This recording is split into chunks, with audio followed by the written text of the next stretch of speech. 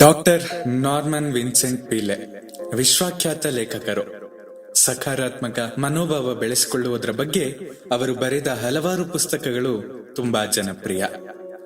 ಅವರು ಒಮ್ಮೆ ಒಬ್ಬ ಪ್ರಸಿದ್ಧ ಶಸ್ತ್ರಚಿಕಿತ್ಸಾ ವೈದ್ಯರೊಂದಿಗೆ ಮಾತನಾಡುತ್ತಿರುವಾಗ ಆ ವೈದ್ಯರಿಗೆ ವೃತ್ತಿ ಜೀವನದಲ್ಲಿ ಎಂದಾದರೂ ಪ್ರಾರ್ಥನೆ ಮಾಡಿದ್ದುಂಟೆ ಎಂದು ಕೇಳಿದ್ರು. ಒಂದೆರಡು ನಿಮಿಷ ದೀರ್ಘವಾಗಿ ಯೋಚಿಸಿದ ನಂತರ ವೈದ್ಯರು ಹೇಳಿದ ಘಟನೆ ಇದು. ನಮಸ್ಕಾರ, ಕೇಳ್ತಾ ಇದ್ದೀರಾ ಅವಿಭಾಜಿತ ಪಾಡ್ಕಾಸ್ಟ್. ನಾನು ಸಂಕೇತ್ ಭಟ್. ಒಬ್ಬಳು ಪುಟ್ಟ ಹುಡುಗಿಗೆ ತೀವ್ರ ಅನಾರೋಗ್ಯ. ಆಕೆಗೆ ಶಸ್ತ್ರಚಿಕಿತ್ಸೆ ಆಗ್ಬೇಕಿತ್ತು. ಶಸ್ತ್ರಚಿಕಿತ್ಸೆಯ ನಂತರವೂ ಆಕೆ ಬದುಕುಳಿಯುವ ಸಂಭವ 10% ಕಡಿಮೆ ಇತ್ತು. ಆದ್ರೆ ಶಸ್ತ್ರಚಿಕಿತ್ಸೆ ಆಗಲೇಬೇಕಿತ್ತು. ಆಕೆಯನ್ನು ಶಸ್ತ್ರಚಿಕಿತ್ಸಾ ಕೊಠಡಿಗೆ ಕರೆದೊಯ್ಯಲಾಯಿತು. ಮೇಜಿನ ಮೇಲೆ ಮುದುಡಿ ಮಲಗಿದ್ದ ಆಕೆಯ ಮುಖ ಬಿಳಿಚಿಕೊಂಡಿತ್ತು. ತುಂಬಾ ಸೊರಗಿದ್ದಳು ಮತ್ತು ಅಸಹಾಯಕಳಾಗಿ ಮಲಗಿದ್ದಳು. ಆಪರೇಷನ್ಗೆ ತಯಾರಿ ನಡೀತಾ ಇತ್ತು. ಇನ್ನೇನು ಪ್ರಜ್ಞೆ ತಪ್ಪಿಸುವ ಔಷಧಿ ಕೊಡಬೇಕೆನ್ನುವಷ್ಟರಲ್ಲಿ ಆಕೆ, ಈಗ ನೀವೇನು ಮಾಡ್ತೀರಾ ಎಂದು ಕೇಳಿದ್ಲು. ಆಕೆಗೆ ಧೈರ್ಯ ತುಂಬಲು, ನಾನು ಈಗ ನಿನಗೆ ಔಷಧಿ ಕೊಡ್ತೇವೆ, ನಿನಗೆ ಚೆನ್ನಾಗಿ ನಿದ್ದೆ ಬರುತ್ತದೆ, ಆ ನಂತರ ಆಪರೇಷನ್ ಮಾಡ್ತೇವೆ, ನೀನು ಎಚ್ಚರವಾಗುವ ಹೊತ್ತಿಗೆ ನಿನ್ನ ಅನಾರೋಗ್ಯ ಮಾಯವಾಗಿರುತ್ತದೆ ಎಂದು ಗೆಲುವಿನ ದನಿಯಲ್ಲಿ ಹೇಳಿದ. ಆಕೆ, ಮಲಗುವ ಮುಂಚೆ ಪ್ರಾರ್ಥನೆ ಮಾಡುವುದು ನನ್ನ ಅಭ್ಯಾಸ. ಈಗ ನೀವು ನನ್ನನ್ನ ಮಲಗಿಸ್ತೀನಿ ಅಂತ ಹೇಳ್ತಾ ಇದ್ದೀರಿ, ನಾನೀಗ ಒಂದು ಪ್ರಾರ್ಥನೆ ಮಾಡಲೇ ಎಂದು ಕೇಳಿದಳು.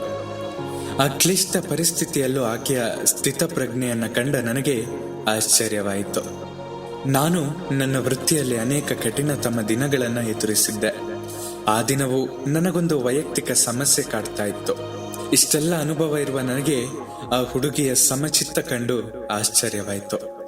ಖಂಡಿತ ಪ್ರಾರ್ಥನೆ ಮಾಡು ಮಗು ಎಂದು ಹೇಳಿದೆ.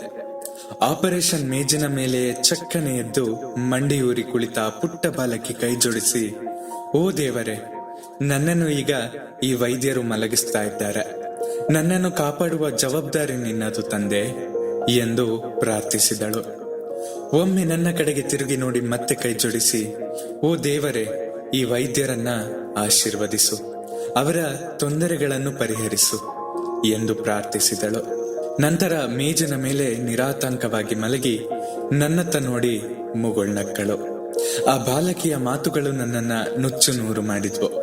ಅಲ್ಲಿದ್ದ ನರ್ಸ್ಗಳಿಗೆ, ಇತರ ವೈದ್ಯರುಗಳಿಗೆ ನನ್ನ ಕಣ್ಣೀರು ಕಾಣದಂತೆ ಮಾಡಲು ನಾನು ತುಂಬಾ ಶ್ರಮಿಸಬೇಕಾಯಿತು.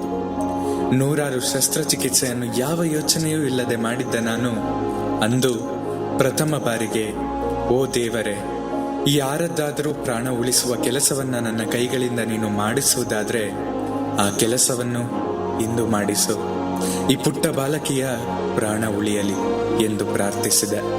ಅತ್ಯಂತ ಕ್ಲಿಷ್ಟಕರವಾದ ಶಸ್ತ್ರಚಿಕಿತ್ಸೆ ಯಶಸ್ವಿಯಾಯಿತು. ಬಾಲಕಿಯ ಪ್ರಾಣ ಉಳಿಯಿತು. ಆರೋಗ್ಯವಂತಳಾಗಿ ಆಕೆ ಆಸ್ಪತ್ರೆಯಿಂದ ಹೋದಳು.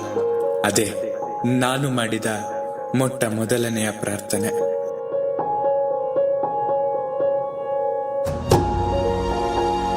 ನಿಮ್ಮ ಅನಿಸಿಕೆಗಳನ್ನ ನನ್ನ ಬಳಿ ಹಂಚಿಕೊಳ್ಳಿ. ನಿಮ್ಮ ಪ್ರೀತಿ ಹಾಗೂ ಪ್ರೋತ್ಸಾಹ ಸದಾ ಹೀಗೆ ನನ್ನ ಮೇಲೆ ಇರಲಿ. ಸದಾ ಕೇಳ್ತಾ ಇರಿ ಅವಿಭಾಜಿತ ಪಾಡ್ಕಾಸ್ಟ್. ನಾನು ಸಂಕೇತ್ ಭಟ್. ಧನ್ಯವಾದಗಳು.